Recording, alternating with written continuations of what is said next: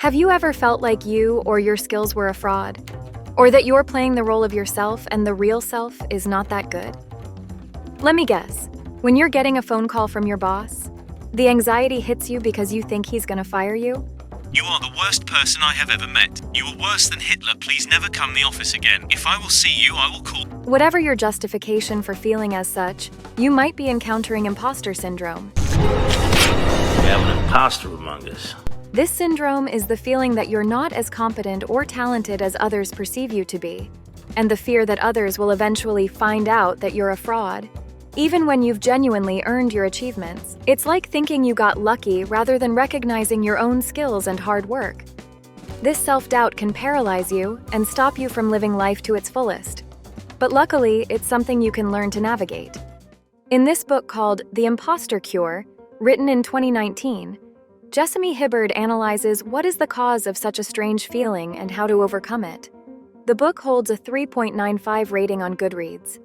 The Sunday Times described this book as a definitive guide to understanding and tackling the psychological mind trap. Let's see what it has to say. To understand the imposter syndrome better, we have to dive into a few types of it.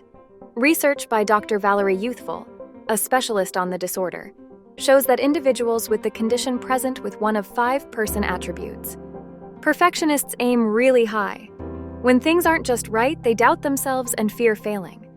Because nothing's ever perfect, they keep working hard but often feel unhappy.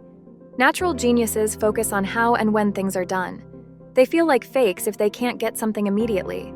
They pick up new skills fast but don't stick with them for long. Soloists think they should achieve goals by themselves. They avoid seeking help, even when things go south. When they face problems, they delay action to avoid admitting failure. Experts are knowledge perfectionists. They think being skilled means knowing it all. They won't take a job unless they fit every criteria. Experts fear looking clueless or uneducated.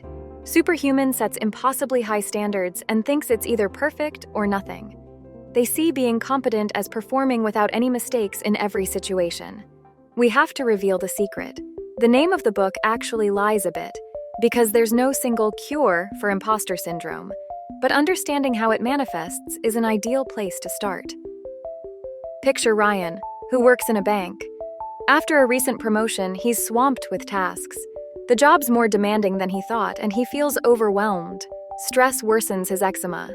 Instead of addressing the excessive work, he stays silent, thinking he can just work longer hours. He fears someone else might take his place if he doesn't. Soon, Ryan's weekends are filled with work or rest, leaving no time for leisure or family. He should figure out how to deal with his propensities. Any other way, he'll be taken advantage of. What would it be like to have some boundaries? Lesson number 1. Be your own supporter and ease your discomfort. Your inner thoughts can be tough on you, and you might be unaware of it. Such self-judgment can limit you. Believe in your skills. Recall a challenging moment in your life. Who supported you? Did they criticize you when you struggled? Likely they didn't, and your inner voice should do the same. Be aware that stopping self-criticism doesn't mean you'll become lazy. In fact, driven individuals remain inspired when they treat themselves with kindness. If that doesn't work, transform that inner voice into a silly one and ignore it completely. Lesson number 2, talk to others. Remember, the imposter's voice is that of your fears, not your own. But sometimes it distorts reality.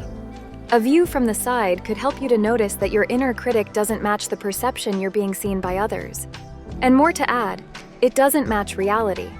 If you're gonna close yourself into your inner perceptions, you're gonna end up in something. That's called the imposter circle. You think you're not smart enough. You work hard to prevent others from finding it out. Do well and get approval, and then again fear that you're not smart enough. Lesson number 3. Perfection is a recipe for failure. Perfection feeds you insecurities, which can lead to overwork or avoidance. Like any other pattern, it promises to make you feel better. Yet the more you try to be perfect at something, the less you enjoy the task. As a result, you work even harder and try to achieve more instead. If you set your standards too high, you'll never meet them. This is why if you're doing so, you're condemning yourself for failure. Lesson number 4. Fight against dodging tasks and overwork. Prioritize yourself. Set clear boundaries and don't always put others before you. Share tasks and be open about your workload. It's okay to say no. Aim for progress, not perfection. Test this by submitting work when you think it's 80% perfect and see the response. You don't need to be productive 24/7. Taking personal time can even enhance your efficiency. Your desire to do everything perfectly feeds your fear of failure, which could end up in a huge pressure.